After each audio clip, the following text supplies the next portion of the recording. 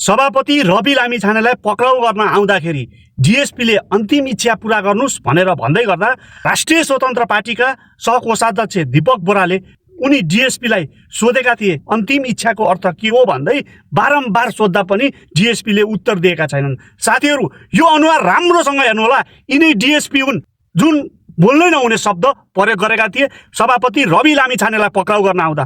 भोलि यसको हिसाब किताब गर्नै पर्ने हुन्छ। त्यसले गर्दा पनि यो अनुहार राम्रोसँग हेर्नु होला साथीहरू।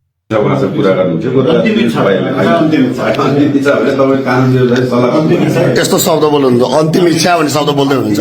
यसको शब्द होइन सर, नो सर, तपाईँले बोल्नु भएको अहिले अन्तिम इच्छा भने चाहिँ के हो सर? यो भन्नु त जानलाई चाहिँ अन्तिम इच्छा भने त त्यही होइन त।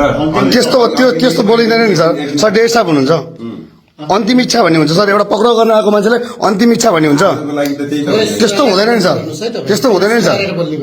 बोली त के सुधार्नु सर? अन्तिम इच्छा एउटा होइन, अदालतले दिएको आदेश, अदालतले दिएको आदेशलाई अन्तिम इच्छा भन्यो सर।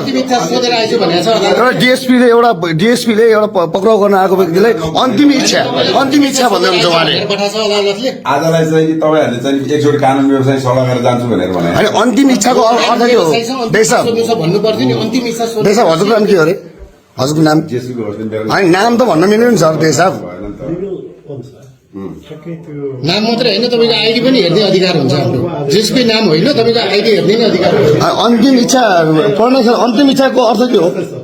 अदालतको आदेशमा सरकारी वकिलले पठाएको पक्राउ पर्ची चाहिन्छ, त्यो त चाहियो, त्यो पनि चाहिएला, ठिक छ उहाँले दिन्छ। अन्तिम इच्छा भने चाहिँ के हो सर? अहिले हजुरले अन्तिम इच्छा सर, हजुरले अहिले भर्खर तपाईँको अन्तिम इच्छा के हो भन्नुभयो नि सर, त्यो पनि बोल्ने तरिका हो सर। तपाईँ डेज साहब जस्तो मान्छे वकिलसँग कुरा गरेर जान्छु भनेर भन्नु होइन, हजुरको अन्तिम इच्छाको शब्द त्यही हो। आजलाई चाहिँ नि ठिकै छ त, यहाँ त हामीसँग जानलाई त त्यही कुरा गर्नुभएको हो नि, होइन र सर? यहाँ हाम्रो सभापतिज्यूलाई तपाईँहरूले पक्राउ गरेर आउँदै हुन्छ, अन्तिम इच्छा भनेको के हो त सर? त्यो नपटाएर सर नपटार्नु भन्ने कुरै होइन नि सर।